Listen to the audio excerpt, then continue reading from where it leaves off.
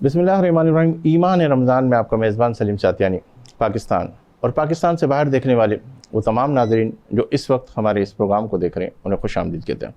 अल्लाह के नाम के साथ शुरू करता हूँ, जो लबों की सदाओं के साथ साथ दिलों की समातें भी सुनता है, जिसने सूरज को तपिश और चाँद को ठंडक बख्शी, जो आसमानों को बुलंदी और ज़मीन को सख्ती देता है, जो पहाड़ों को ऊंचाई और समंदरों को गहराई देता है, जो फूलों को महक और तारों को चमक अता करता है, जो मौसमों को बदलने वाला और तकदीरों को लिखने वाला है, जो रोए ज़मीन पर बसने वाले हर जानदार से प्यार करने वाला है, वही रब्बे ज़ुल जलाल है, खुदाए बेमिसाल है। और आज इस मौके पर इस खाकसार के लबों से ये तराना क्यों ना निकले कि अंधेरा चीर कर उसमें उजाला मेरे मौला तू ही तो करता है। और जहाँ में वक्त पैदाइश से लेकर आखिरी दम तक हर इंसान और हैवान को पाला तू ही तो करता है। और बसा औकात जब हम मायूस हो जाते हैं, ऐसे में हर मुश्किल को टाला तू ही तो करता है। और तू ही अव्वल, तू ही आखिर, तू ही बातिन, तू ही ज़ाहिर, तू ही हाजिर, तू ही नाजिर। ना तू सोए ना तू ऊँगे, ना तू घबराए ना तू भूले,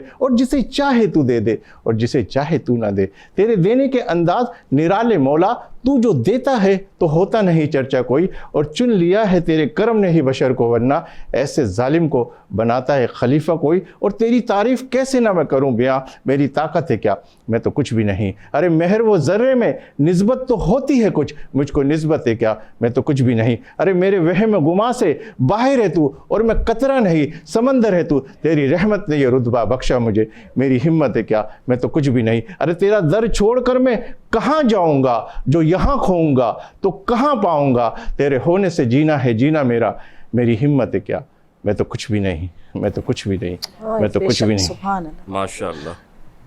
नाज़रीन, आगाज़ करते हैं हज़रत इमाम हसन बसरी रहमतुल्लाह के इस जुमले से कि एक लम्हे का गौर व फिक्र रात भर की इबादत से बेहतर है। आइए गौर व फिक्र करते हैं कि हम कहाँ हैं, क्या कर रहे हैं और हमें क्या करना चाहिए। मेरे साथ शामिल गुफ्तगू है, बड़ा प्यारा अंदाज़ है समझाने का, बताने का, और इनकी सहर अंगेज़ गुफ्तगू हमें बहुत कुछ सिखाएगी और बहुत कुछ समझाएगी। आइए सबसे पहले इनका तारुफ आपके सामने पेश करूँ। ये रेहान फाउंडेशन एजुकेशन के हेड है जनाब हज़रत अल्लामा मोहसिन ज़मान नईमी नक्शबंदी साहब, इन्हें आज के इस प्रोग्राम में खुश आमदीद कहते हैं। अस्सलाम वालेकुम। वालेकुम सलाम व रहमतुल्लाहि व बरकातहू। मेरी दूसरी मेहमान है, टीवी एंकर है, सोशल वर्कर है और बहुत सारे एनजीओज़ के अंदर अपने हवाले से काम कर रही है। कराची चैम्बर ऑफ कॉमर्स की मैनेजिंग कमेटी की चेयरपर्सन है। बहुत सारी डेजिग्नेशन के हवाले से अगर मैं इनसे बात करूं तो बहुत सारे तवील फहरिस्त है, लेकिन वक्त इस बात की इजाज़त नहीं दे रहा। और मैं हमेशा ये कहता हूँ कि अल्लाह ताला ने जो आपको इज़्ज़त, मुकाम, हैसियत सब कुछ दिया है, वो नामों से नहीं, बताने से नहीं, बल्कि दिलों के अंदर एक दूसरे की मोहब्बत के साथ अगर हो तो बहुत सारी चीज़ें अल्लाह पाक आसानी के साथ करवा देते। मेरे साथ तशरीफ़ फरमा डॉक्टर सायरा बानू, इन्हें आज के इस प्रोग्राम में खुश आमदीद कहते हैं। अस्सलाम वालेकुम। मेरी तीसरी मेहमान है सना ख्वाएँ, और माशाल्लाह अल्लाह ने बड़ी प्यारी आवाज़ से नवाजा है, हुरैन कादरी साहिबा, इन्हें भी आज के इस प्रोग्राम में खुश आमदीद कहते हैं। अस्सलाम वालेकुम। असल मैंने पहला जुमला जो इमाम हसन बसरी रहमतुल्लाह अलैह का अदा किया कि गौर व फिक्र, इस वक्त हमें इस दुनिया के अंदर किस चीज़ का दीन के हवाले से गौर व फिक्र करना चाहिए। नहमदुहु व नसल्ली अला रसूलिहिल करीम, अम्मा बाद, फ़अऊज़ु बिल्लाहि मिनश शैतानिर रजीम, बिस्मिल्लाहिर रहमानिर रहीम।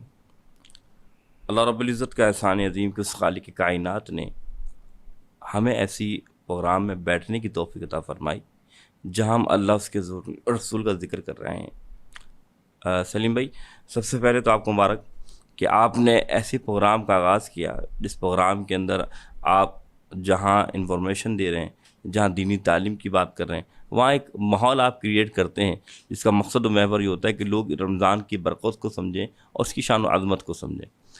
आपने जो सवाल किया कि गौर व फ़िक्र करना, तो कुरान हकीम फ़ुरक़ान हमीद के अंदर अल्लाह ताला ने कई जगह इरशाद फरमाया, अफ़ला ततफ़क्करून, अफ़ला तदब्बरून, कि कोई है जो तफक्कुर करे, गौर व फ़िक्र करे, कोई है जो तदब्बुर करे, सोच विचार करे। जिससे क्या मुराद है कि अल्लाह ताला ने कुरान को जो भेजा ना, तो शाह रमज़ान अल्लज़ी उन्ज़िला फ़ील कुरान हुदल लिन्नास, इंसान की हिदायत के लिए भेजा। वैसे तो हम कुरान को पढ़ते हैं, तब पढ़ना भी सवाब है, समझना भी सवाब है, सुनना भी सवाब है, लेकिन अल्लाह के रसूल ने जो फरमाया, खैरुकुम मन तअल्लमल कुरान व अल्लमहू, तो में से बेहतर वो जो कुरान को सीखे, बिल्कुल, और सिखाए। तो इससे क्या मुराद है कि हमें गौर व फिक्र करके कुरान को समझना है और कुरान को सीखना है اور اس کے بعد اس کی تعلیمات کو آگاہ کرنا ہے. تو غور و فکر کا تعلق تو قرآن ہمیں خود بتا رہا ہے کہ تمہیں غور و فکر کرنا ہے. اللہ کیوں فرما رہا ہے کہ جو میں نے کائنات بنائی ہے اس پر غور و فکر کرو تاکہ تمہیں رب کائنات کی قدرت کاملہ کا پتہ لگے کہ اس کائنات کو بنانے والا کون ہے. اور اگر دیکھیں اٹھا کر دیکھیں کہ اللہ کے رسول صلی اللہ علیہ وسلم کی سیرت طیبہ کو، کہ حضور صلی اللہ علیہ وسلم نے جب اسلام کا آغاز ہوا نہیں تھا اور اسلام پھیلا نہیں تھا اور میرے نبی نے اعلان نبوت نہیں فرمایا تھا، تو جب اعلان نبوت نہیں فرمایا تو اللہ کے رسول خود بارہا غار ہرا جاتے اور غار ہرا میں جا کر آپ غور و فکر کیا کرتے تھے. غور و فکر سے کیا؟ مراقبہ کیا کرتے تھے. ظاہر سی بات ہے نماز نہ فرض ہوئی تھی، ابھی وحی نازل نہیں ہوئی تھی، نہ حکم یہ تھا کہ آپ نے اعلان نبوت کرنا ہے. تو غار ہرا میں جا کے اللہ کے رسول کیا کرتے تھے؟ تو تمام مفسرین نے کہا کہ اللہ کے رسول صلی اللہ علیہ وسلم غور و فکر کیا کرتے تھے کہ اس کائنات کو بنانے والا کوئی بت نہیں ہو سکتا، کوئی مٹی سے بنا ہوا خاکی نہیں ہو سکتا، بلکہ اس کائنات کو بنانے والا وہ خالق ایک ہی ہے اور دو خدا بھی نہیں ہو سکتے. کیونکہ ظاہر سی بات ہے عام انسان اگر کوئی شے اس کے مالک اگر دو ہوں تو ہر مالک چاہتا ہے کہ میں اس چیز کو ایسے کر لوں یا ایسے کر لوں. تو اگر کائنات کو بنانے والے دو ہوتے تو کوئی کہتا ہے کہ سورج مشرق سے نکالو، کوئی کہتا ہے مغرب سے نکالو. تو بات یہی ہے کہ اللہ ایک ہی ہے. تو غور و فکر جو تھی نا یہ اللہ کے رسول نے ہمیں سکھائی کہ سنت رسول ہے. پھر قرآن ہمیں کہہ رہا ہے کہ غور و فکر کرنا. اور غور و فکر کس بات پہ کرنا؟ کہ جو اللہ نے کائنات بنائی ہیں جب ہم اس پر غور کرنا شروع کرتے ہیں تو پھر ہمارے ذہن میں یہ آیت آتی ہے الرحمن. جب سورہ رحمان آپ پڑھتے ہیں تو پھر جب یہ بار بار کہا جاتا ہے فَبِأَيِّ آلَاءِ رَبِّكُمَا تُكَذِّبَانِ، تم اپنے رب کی کون سی نعمتوں کو جھٹلاؤ گے. کہ وہ کیا کرتا ہے کہ مرج البحرین، کہ وہ دریاؤں کو جب ملاتا ہے تو جب ملانے کے بعد بھی اس کی نعمتوں کو اگر دیکھیں دریا ملتے تو ہیں لیکن رنگ جدا گانا ہے. تو مراد یہ ہے کہ اس کی تفسیر میں اگر میں جاؤں تو یقین مانیں اللہ تعالیٰ نے صرف یہ دریا ہی نہیں مل رہے بلکہ ان کی ملنے کے بعد نکل کیا رہا ہے یاقوت والمرجان، کہ اس میں سے یاقوت بھی نکل رہے ہیں مرجان بھی نکل رہے ہیں. دیکھنے میں یہ نام ہے لیکن اگر آپ تفسیرات اگر اس کو اٹھا کر دیکھیں تو کئی جہت ہیں علم کی. مثال کے طور پہ دو دریا سے مراد مفسرین کہتے ہیں اس سے مراد حضرت مولا علی کی ذات ہے اور امام حضرت فاطمہ الزہرا رضی اللہ عنہا کی ذات ہے، کہ دونوں اعمال میں فضائل میں جدا گانا ہے اور بہت بلند و بالا ہیں، لیکن دونوں ساتھ بھی رہتے ہیں اور ساتھ ساتھ چلتے ہیں، لیکن فضائل میں دونوں کا مرتبہ ایک دوسرے سے جدا ہے. اور انہی سے یاقوت والمرجان جو نکلے کہ ایک امام حسن پیدا ہے ایک امام حسین پیدا. کیا بات ہے، کتنی گہرائی. تو بات اتنی سی ہے کہ اگر آپ غور کریں گے نا قرآن میں تو بہت ساری چیزیں آپ کو سامنے آئیں. بہت شکریہ ڈاکٹر صاحب. آپ کی طرف آتا ہوں کہ اس سے پہلے کہ میں آپ سے واپس اس طرف لے کے جاؤں جو ابھی میں ذہن بنا کے آیا ہوں، ماشاءاللہ آپ خود آپ کو احساس ہوگا کہ جو میں بات کہنے لگا ہوں کہ کتنی گہرائی کی بات ہے اور آپ کو خود انتہائی خوشی ہوگی. غذائیت کے حوالے سے ہم گفتگو کرتے کہ اس وقت جو رمضان کا مہینہ کا آغاز ہو چکا ہے، سحری میں اور افطار کے اندر آپ ایز اے ہومیوپیتھک ڈاکٹر بھی ہیں ماشاءاللہ، تو کیا احتیاط کرنی چاہیے اس وقت؟ بسم اللہ الرحمن الرحیم. بہت بہت شکریہ سلیم بھائی، ایک تو وینس چینل کا کہ آپ نے ہمیں موقع دیا، پھر اتنی زبردست علامہ صاحب کی سحر انگیز گفتگو جس کو کہا جائے کہ بڑا اس میں تدبر ہے. ایک نئی چیز واقعی میں نے سیکھی آج کہ دو دریا کا جو ملاپ ہے اس کا امیزنگ اگزامپل آپ نے دی. تو آج آپ نے میرے علم میں بڑا اضافہ کیا سر، اور آپ کی میں بہت مشکور ہوں کہ آپ یاد رکھتے ہیں مجھے. بالکل سحری اور افطار میں تو یہ کہوں گی کہ ہماری قوم تھوڑی سی اس معاملے میں ذرا بھٹک گئی ہے، ورنہ دیکھا جائے تو آپ مال جائیں شاپنگ کریں تو آپ کو دکھے گا کہ لوگ شربت، کولڈ ڈرنک اور فروزن آئٹم اور فرائیڈ آئٹم کی چیزیں خرید رہے تھے. در حقیقت یہ سب نقصان دہ ہیں، یہ آپ کا روزہ خراب کرتے ہیں.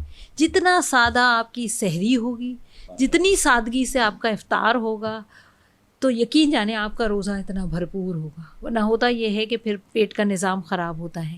اور روزہ تو اللہ تعالیٰ نے فرضی اسی لیے کیا ہے کہ 10-11 مہینے جو ہم مذاق مستیاں کرتے ہیں اپنے پیٹ کے ساتھ، اپنے جسم کے ساتھ، اور جو کچھ علم غلم ہم کھاتے ہیں بازار کا ہو یا گھر میں بھی بہت زیادہ ہیوی آئٹم ہو، یہ روزہ اس فروزن چربی کو آپ کے اندر سے گھلاتا ہے اور آپ کو ایک نئی توانائی دیتا ہے.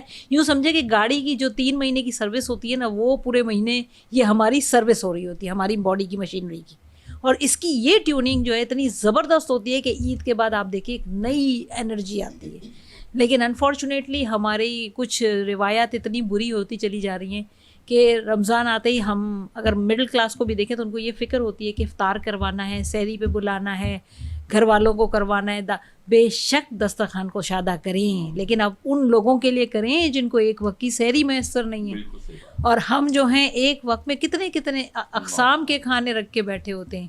تو یہ یہاں پر یہ سوچنے کی، یہاں پر یہ تدبر، یہ غور و فکر کرنے کی بات ہے کہ جو ہماری سحری ہے، جو ہمارا افطار ہے، کیا وہ نبی پاک صلی اللہ علیہ وسلم کی اصولوں کے مطابق ہے، جہاں پیٹ پہ پتھر باندھ کر غزوات کیے جاتے تھے، جہاں روزے کی حالت میں ایک کھجور سے زیادہ کچھ اویلیبل نہیں تھا. تو کیا ہم نقش قدم پہ چل رہے ہیں؟ کیا سیرت طیبہ کو فالو کریں؟ یا تو یہ بھی تدبر کی بات ہو جاتی ہے. ڈاکٹر صاحب بالکل آپ صحیح کہہ رہی ہیں. میں دیکھ رہا ہوں کہ الحمدللہ ثم الحمدللہ، جس طرح آپ کہہ رہے ہیں کہ گھر کے اندر بھی بہنوں کو، ان کو سب کو بلا کے دسترخوان سجتے ہیں. آپ کہہ رہی ہیں کہ وہ بھی دسترخوان سجایا بھی جائے. اور جو ابھی بازاروں کے اندر دسترخوان لگا رہے ہیں، اور اللہ نے بڑا دل دیا ان کو، اور بڑے ایسے ایسے آپ دیکھیں گے قدم قدم پہ تھوڑی تھوڑی فاصلے پہ، بالخصوص کراچی کے حوالے سے تو ہم دیکھتے ہیں تو اللہ تعالیٰ نے وہ بڑا گہرائی والا دل دیا اور بانٹنے والا دل دیا، تو اس میں بڑے لوگ کرتے ہیں اور اللہ تعالیٰ وہ قبول بھی کرے. اچھا، آپ کی طرف آتا ہوں. محترمہ حورین قادری صاحبہ، کیسی ہیں آپ؟ ٹھیک ہیں؟ کون سا کلام پیش کر رہی ہیں؟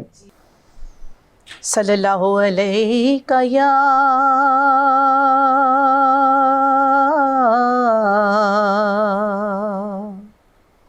یا رسول اللہ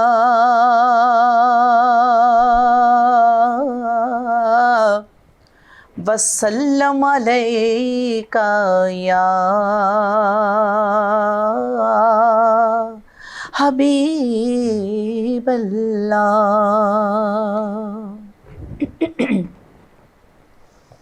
مفلس سے زندگی اب نہ سمجھے کوئی، مفلس سے زندگی اب نہ سمجھے کوئی. مجھ کو عشق نبی سے قدر مل گیا، جگمگائے نہ کیوں میرا عکس دروں، ہو جگمگائے نہ کیوں میرا عکس دروں. ایک پتھر کو آئینہ گر مل گیا، ہون کا دیوانہ ہون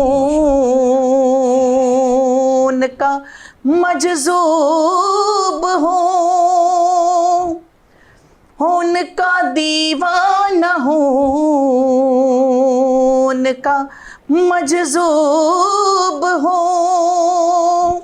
کیا یہ کم ہے کہ میں ان سے منسوب ہوں. کیا کہنا ہے، سبحان اللہ.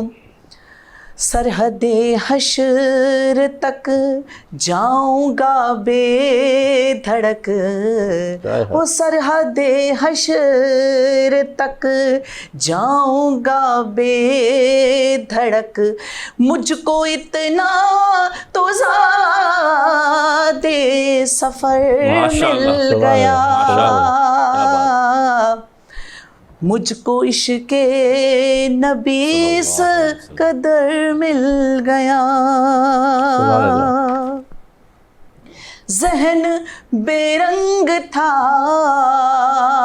سانس بے روپ تھی، وہ ذہن بے رنگ تھا، سانس بے روپ تھی، روح پر معصیت کی کڑی دھوپ تھی.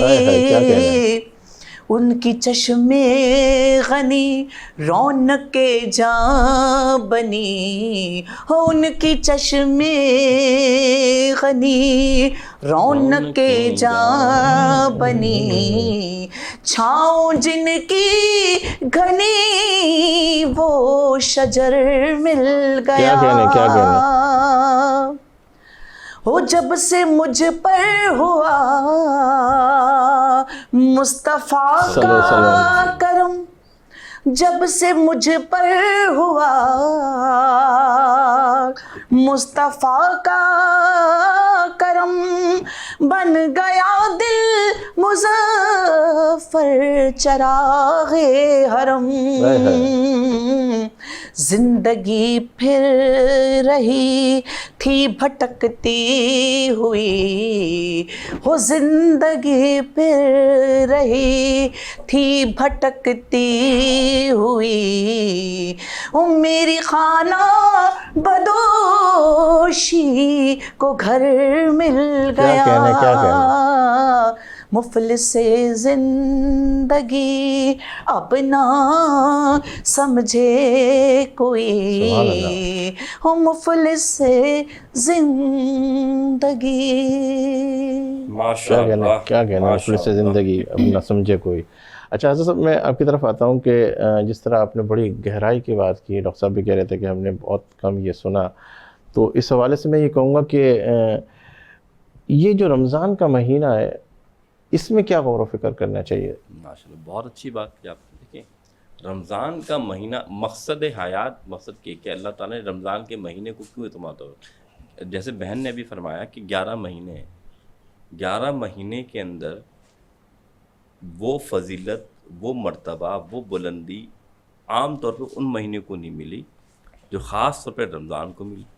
تو مثال کے طور پہ آپ کاروبار کرتے ہیں، اگر آپ ایک چیز جو کہ سیل کرتے ہیں 10 روپے کی کر رہے ہیں یا 100 روپے کی کر رہے ہیں، مثال کے 100 روپے کر رہے ہیں، 100 روپے کی چیز بندہ لے رہا ہے تو آپ اس کو ایک ہی چیز دے رہے ہیں، لیکن ایک دم آ جائے کہ نہیں بھائی تم 100 روپے میں 2 چیزیں مل جائیں گی، تو انسان خوش نہیں ہو جائے گا کہ یار مجھے وہی پیسے دینے پڑ رہے ہیں اور چیز مجھے 2 مل رہی ہے۔ تو وہ خاص لمحہ ہوتا ہے جس لمحے میں یہ پیکج کیا جاتا ہے، تو یہ بھی ایک خاص لمحہ ہے جسے رمضان کا مہینہ، اور اس مہینے کے اندر اللہ تعالیٰ نعمتوں میں بھی اضافہ کرتا ہے، برکتوں میں اضافہ کرتا ہے، اور سب سے بڑی بات آپ کی نیکیوں میں اضافہ کرتا ہے۔ مثال کے طور پہ آپ نفل پڑھتے ہیں، سنتوں کا ثواب، سنت پڑھتے ہیں فرضوں کا ثواب، فرض پڑھتے ہیں تو 70 فرضوں کا ثواب ملتا ہے۔ اب آپ نے کہا غور و فکر کیا کرنا ہے اس مہینے میں؟ سب سے پہلا غور و فکر یہ کرنا ہے، یا ایھا الذین آمنوا کتب علیکم الصیام کما کتب علی الذین من قبلکم لعلکم تتقون، اے ایمان والو تم پر روزے فرض کیے گئے جسے پچھلی امتوں پہ فرض تھے، کیوں تھے؟ تاکہ تم پرہیزگار بن جاؤ۔ اب یہاں بات غور کرنے کی ہے کہ اللہ نے ایمان والوں سے خطاب فرمایا کہ تم پرہیزگار بنو، کیسے بنو گے؟ جب تم روزے رکھو گے۔ اب روزہ رکھنا، پرہیزگار بننا مقصد کیا تھا؟ کیونکہ یاد رکھیے گا قرآن اترا رمضان میں انسان کی ہدایت کے لیے، اور ہدایت ملی کن کو ہے؟ جو کہ متقین ہیں، کیونکہ آگے ایک جگہ فرمایا الف لام میم ذالک الکتاب لا ریب فیہ ھدی للمتقین، تقوی جن کے پاس ہے ان کو ہدایت ملی، ہدایت ان کو ملی جن کے پاس تقوی ہے، اور تقوی کن کے پاس ہے؟ جو روزے دار ہے، جو روزے دار ہیں۔ تو غور و فکر یہ کرنا ہے کہ ہمیں رمضان میں تقوی حاصل کرنا ہے، اور جب تقوی حاصل کریں گے تو اللہ ہمیں ہدایت دے گا۔ اور تقوی کیسے حاصل ہوگا؟ جب ہم رمضان کے روزے رکھیں گے۔ پہلی بات تو یہ۔ اب رہا غور و فکر، میں پھر اس طرف آتا ہوں کہ رمضان میں غور و فکر کا مقصد و محور کیا ہے۔ یاد رکھیے گا اسی رمضان میں ایک رات ایسی آتی ہے جسے شب قدر کہتے ہیں، اور قدر تب ہوگی، بندے کو کبھی کسی چیز کی قدر تب ہوتی ہے جب اس پہ غور و فکر کرتا ہے۔ مثال کے طور پہ کسی کی کرائیٹیریا، ابھی بہن نے جو اپنے بارے میں بتایا میں جانتا نہیں تھا، لیکن مجھے معلوم ہے خاتون ہے، میں ایک خاتون کے لحاظ سے ان سے پیش آؤں گا کہ بھائی بہن ہے ٹھیک ہے، لیکن جب آپ ان کا کرائٹیریا بتائیں گے کہ ماشاءاللہ یہ فلاں فلاں چیئرمین رہی ہیں، انہوں نے اتنے کام کیے، گھریلو خاتون بھی ہیں، باہر بھی ورک کر رہی ہیں، تو انسان کی شخصیت بڑھتی ہے کہ نہیں بڑھتی؟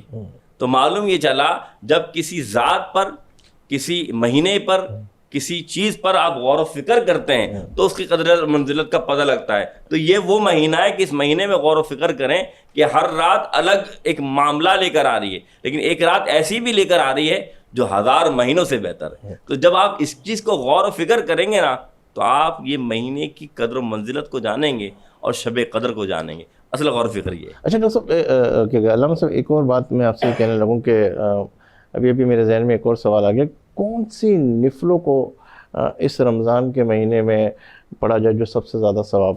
دیکھیں میں تو پہلے تو یس کروں گا کہ بھائی اگر آپ کی قضاء عمری رہ گئی نا، قضاء عمری سے میرا بس سوال تھا، تو سب سے پہلے تو آپ اپنی قضاء عمری مکمل کیجیے. اچھا علامہ صاحب، میں یہ کہہ رہا تھا قضاء عمری کے حوالے سے، میں یہ کہہ رہا تھا کہ ابھی گفتگو کے اندر بات نکل ہی آئی اور قضاء عمری کا سوال بھی میرے پاس ہے، کتنی عمر کے اندر قضاء عمری کا سٹارٹ ہو جاتا ہے؟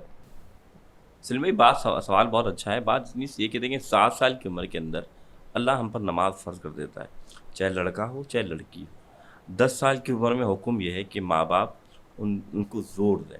اچھا لوگ بہت کہتے ہیں مارنے سے مراد یہ نہیں کہ ان کے بعد ڈنڈیاں توڑتے ہیں، مارنے سے مراد یہ کہ ان کو ضرب لگائیں کہ بھائی نماز کی پابندی کرو. مطلب کوئی غلطی کرتا ہے تو ہم ڈانٹتے ہیں نا، تو اسی طریقے سے ان کا یہ حکم یہ ہے 10 سال کی عمر میں لازمی طور پہ نماز پڑھنا شروع ہونا چاہیے.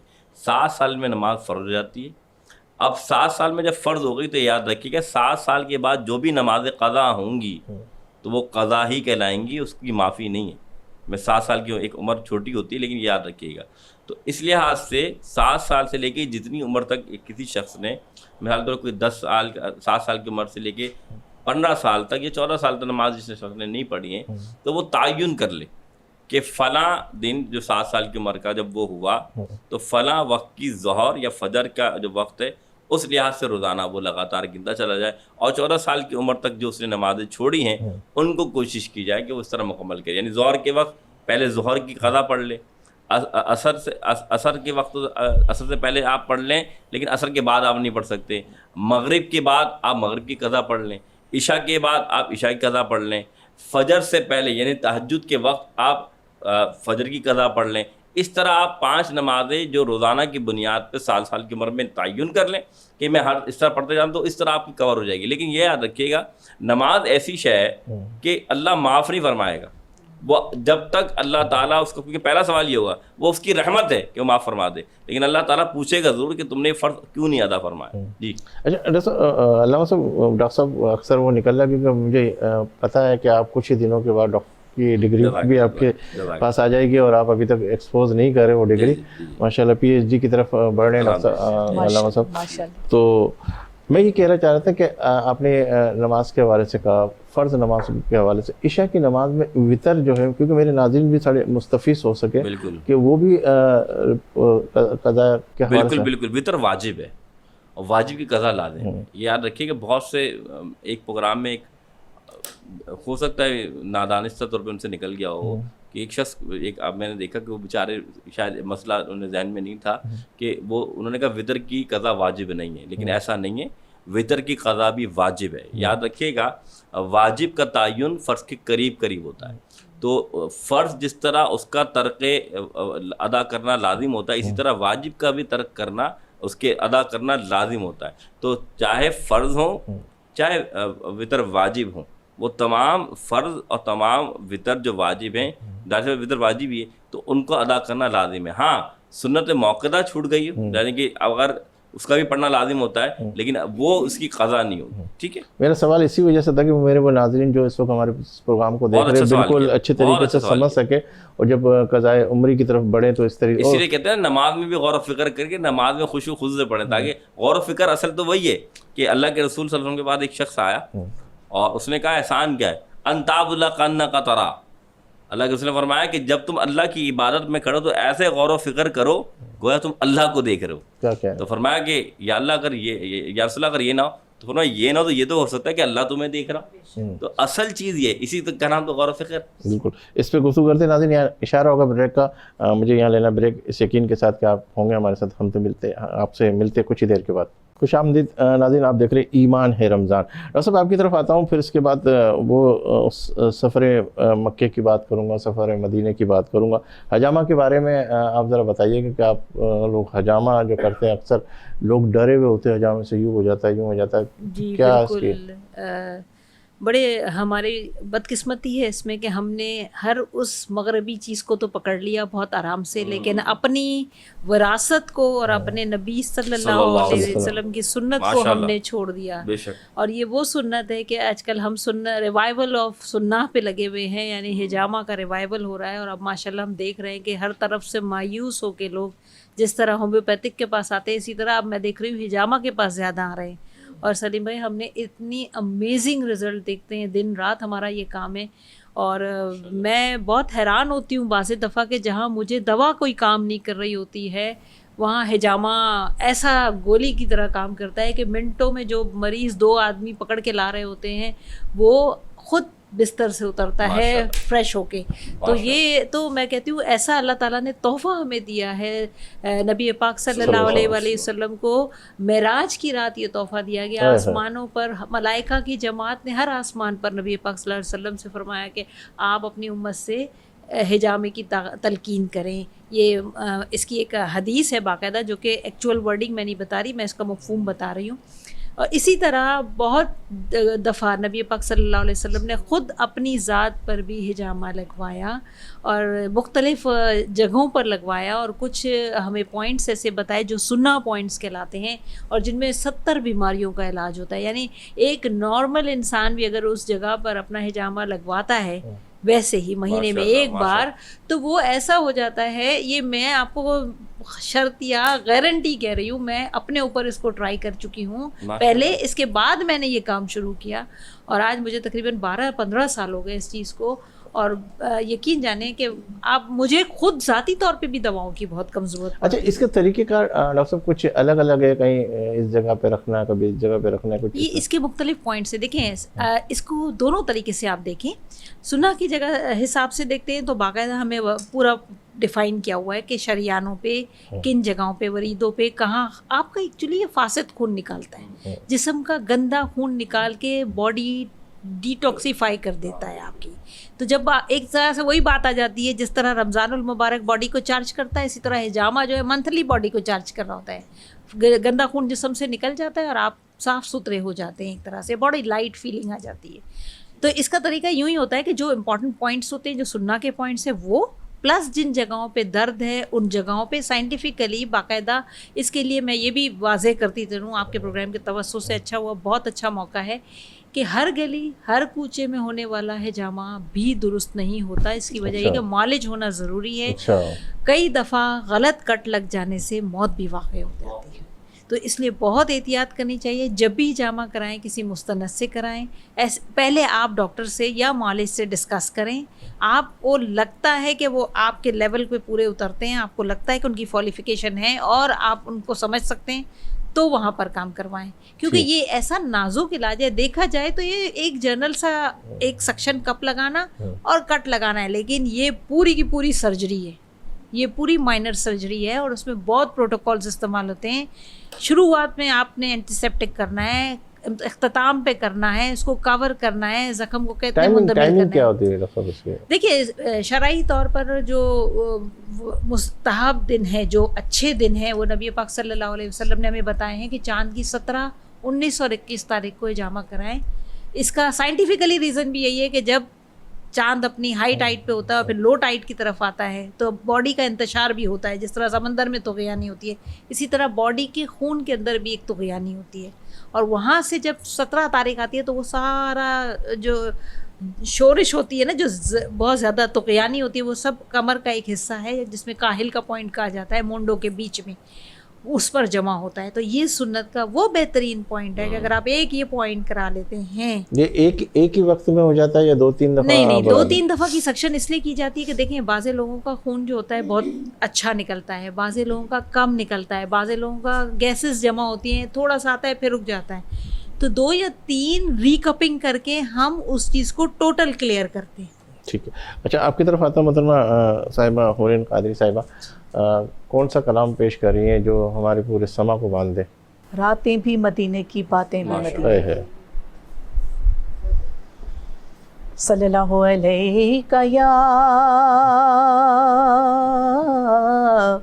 یا رسول اللہ وسلم علیکہ یا حبیب اللہ. راتیں بھی مدینے کی باتیں بھی مدینے کی, راتیں بھی مدینے کی باتیں بھی مدینے کی. جینے میں یہ جینا ہے کیا بات مدینے کی, جینے میں یہ جینا ہے کیا بات مدینے کی. عرصہ ہوا طیبہ کی گلیوں سے یہ گزرے تھے, عرصہ ہوا طیبہ کی گلیوں سے یہ گزرے تھے. اس وقت بھی گلیوں میں خوشبو ہے پسینے کی. کیا کہنے سبحان اللہ. اس وقت بھی گلیوں میں خوشبو ہے پسینے کی. راتیں بھی مدینے کی باتیں بھی مدینے کی.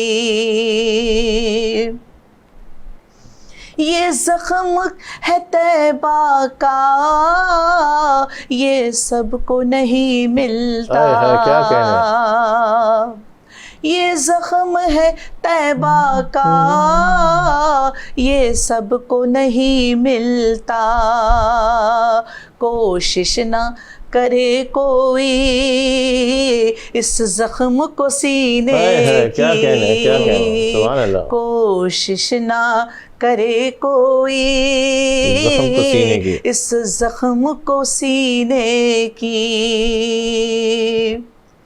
تعریف کے لائق جب الفاظ نہیں ملتے, تعریف کے لائق جب الفاظ نہیں ملتے. تعریف کرے کوئی کس طرح مدینے کی, تعریف کرے کوئی کس طرح مدینے کی. راتیں بھی مدینے کی باتیں بھی مدینے کی. سبحان اللہ سبحان اللہ سبحان اللہ. علامہ صاحب آپ کی طرف آتا ہوں کہ اس وقت میں ابھی ایک چیز پڑھ رہا تھا اور اس کے اندر میں نے دیکھا کہ ایک سوال میرے سامنے آیا کہ ولی اللہ کی کیا پہچان ہے؟ بسم اللہ الرحمن الرحیم. قال اللہ تعالیٰ فی القرآن المجید الا ان اولیاء اللہ لا خوف علیہم ولا هم یحزنون الذین آمنوا وکانوا یتقون. قرآن حکیم فرقان حمید میں اللہ تعالیٰ نے واضح طور پر ارشاد فرمایا الا خبردار انا شک نہیں کرنا جو اللہ کے دوست ہوتے ہیں انہیں نہ کوئی خوف ہے نہ کوئی ملال ہوگا. ولی کون؟ جو اللہ کا دوست, اللہ کا مقرب. اب ان کی پہچان کیا ہے؟ جیسا آپ نے فرمایا الذین آمنوا وکانوا یتقون. 2 صفتیں ولیوں کی. جو بھی اللہ کا دوست ہوگا نا, دیکھیں میں آپ کا دوست ہوں, آپ میرے دوست ہیں, تو ہماری آپس میں دوستی تبھی ہوگی جب مجھے آپ کی صفت کا اندازہ ہو اور آپ کو میری صفت کا اندازہ ہو کہ میں کس طرح کا ہوں.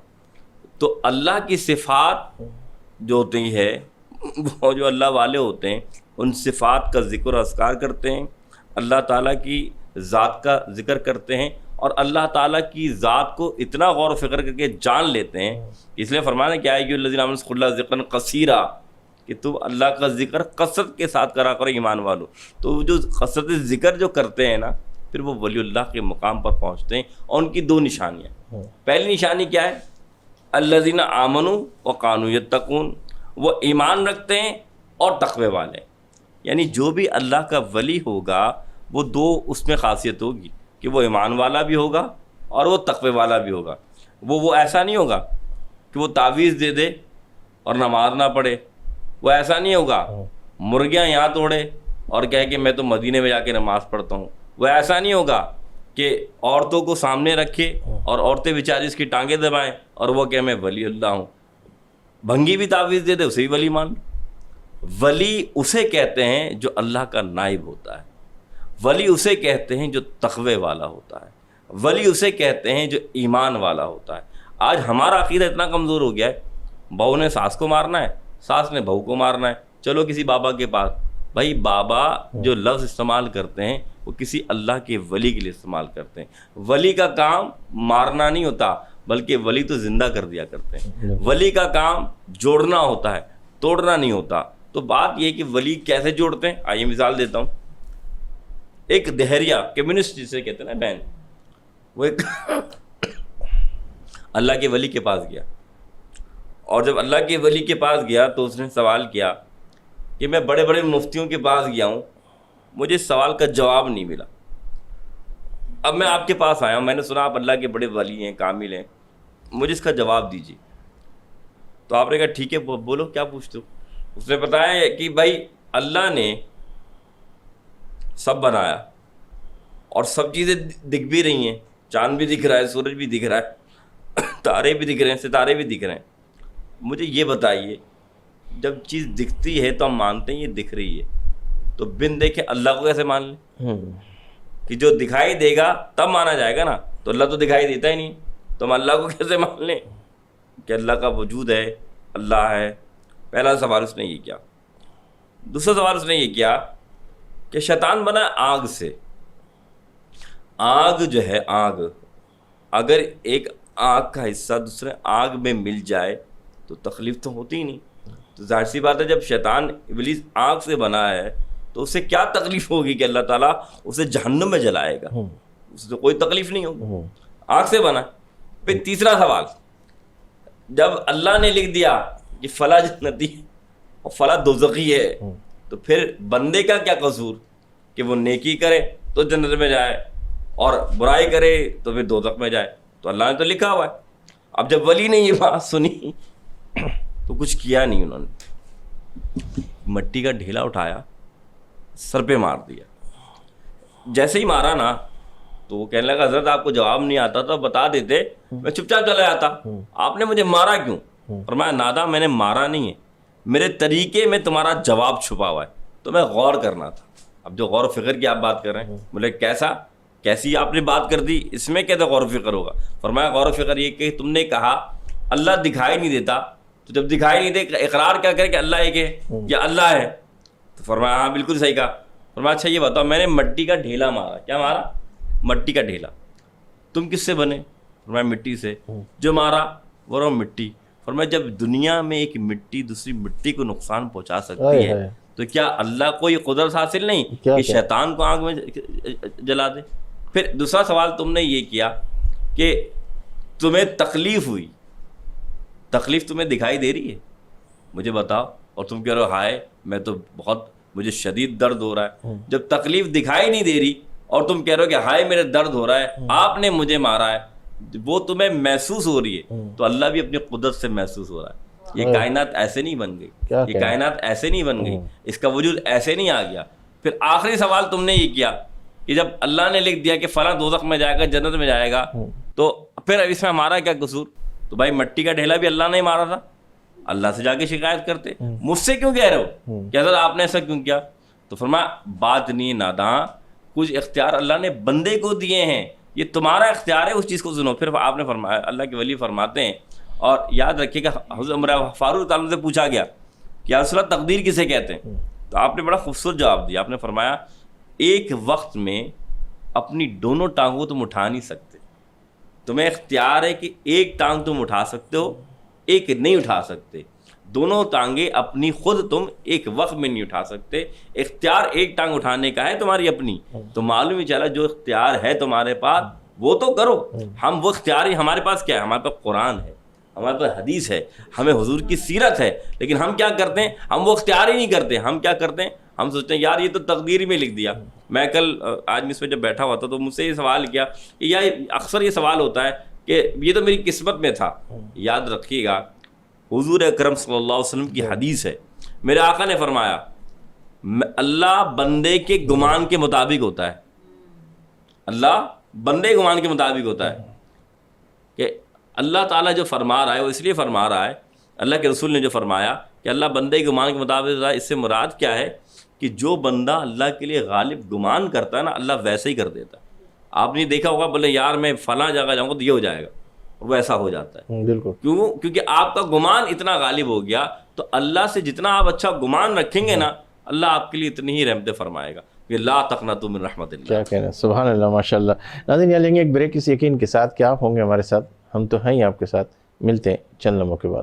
خوش آمدید ناظرین, آپ دیکھ رہے پروگرام ایمان ہے رمضان. ڈاکٹر صاحب آپ کی طرف آتا ہوں کہ اب میں اس سفر کی بات کرنے لگا ہوں.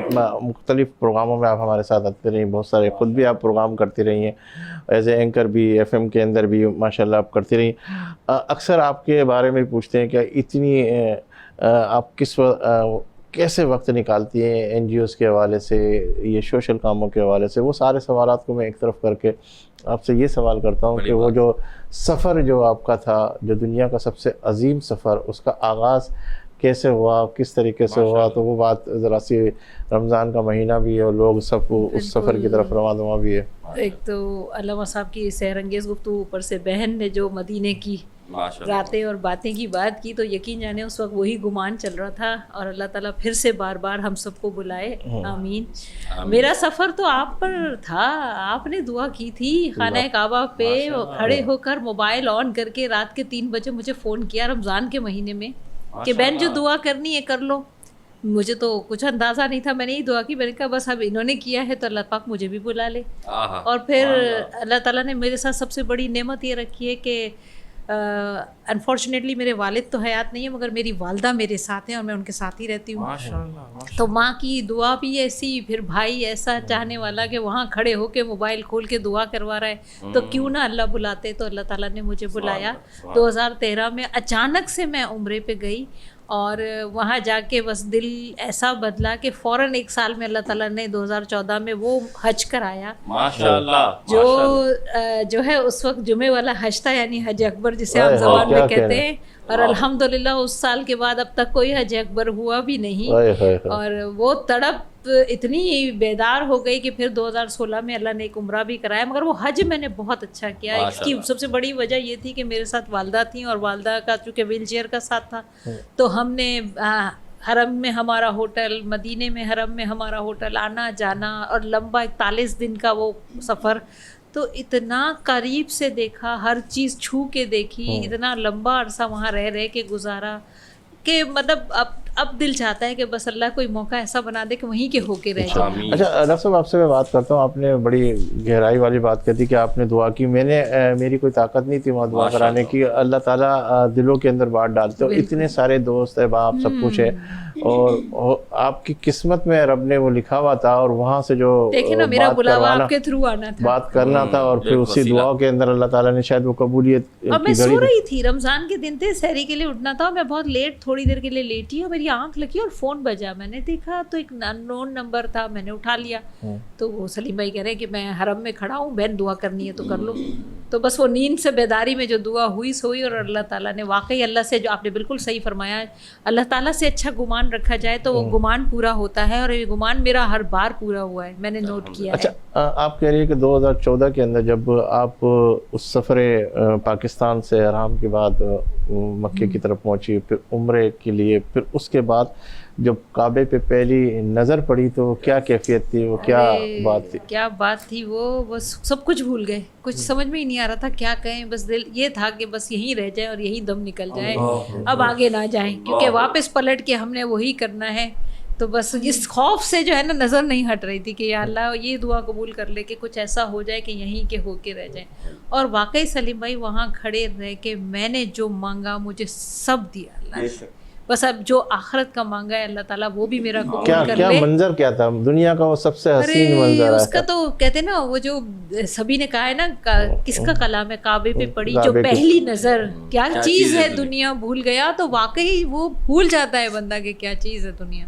और पता है क्या एहसास होता है कि इतने साल जो जिंदगी गुजारी ना वो जाया की, असल जिंदगी तो ये थी और इस तक पहुंचते में बहुत देर कर दी। और फिर मदीने का जो सफ़र था और मैं आपको एक बार और चले आपके प्रोग्राम से मैं एक बता रहा था, वहाँ पर मौजे मेरे साथ बहुत हुए सलीम भाई। मैं वालदा के साथ थी जब व्हील चेयर पे, और हमने वो करनी थी रमी, पहली रमी थी हमारी।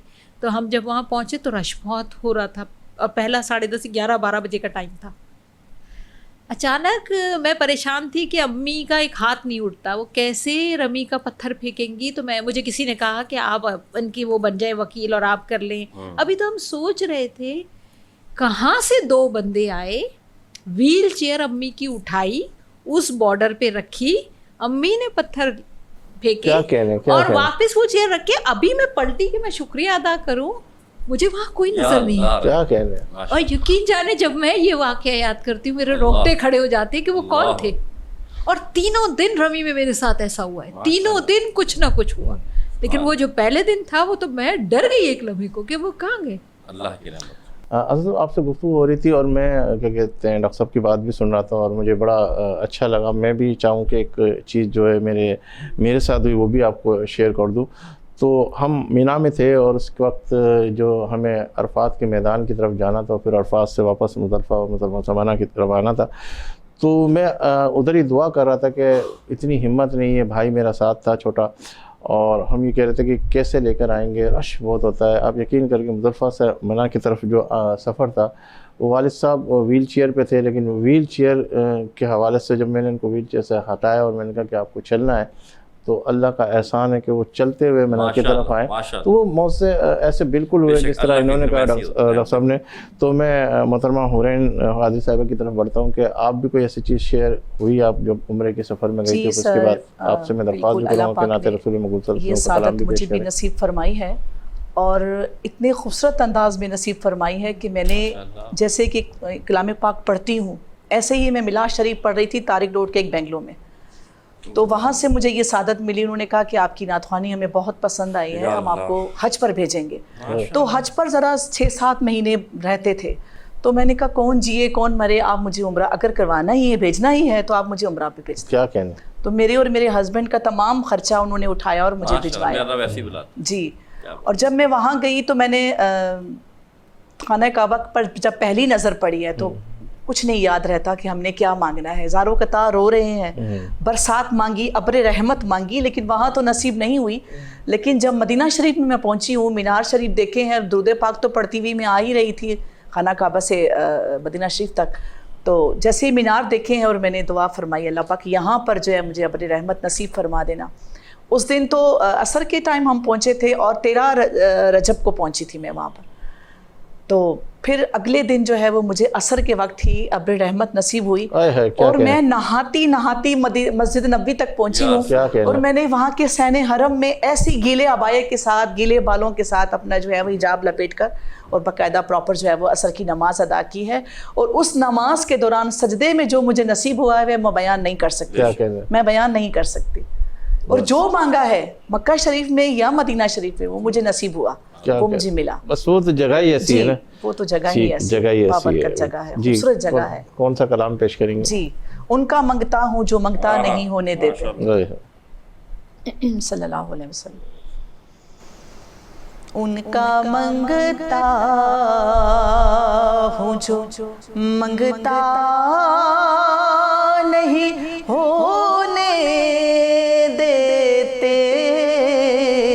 उनका मंगता हूँ जो मंगता नहीं होने देते। ये हवाले, हाँ ये हवाले मुझे रुसवा کیا کہنا نہیں ہونے دیتے یہ حوالے، میرے ہر عیب کی کرتے ہیں وہ پردہ پوشی، میرے ہر عیب کی کرتے ہیں وہ پردہ پوشی، میرے جرموں کا تماشا نہیں ہونے دیتے، میرے جرموں کا تماشا نہیں ہونے دیتے، ان کا منگتا ہوں، اپنے منگتوں کی وہ فہرست میں رکھتے ہیں مجھے، کیا کہنا اپنے منگتوں کی وہ فہرست میں رکھتے ہیں مجھے، مجھ کو محتاج کسی کا نہیں ہونے دیتے، مجھ کو محتاج کسی کا نہیں ہونے دیتے، ان کا منگتا ہوں، سبحان اللہ، بات کرتا ہوں تو آتی ہے مہکتے سے،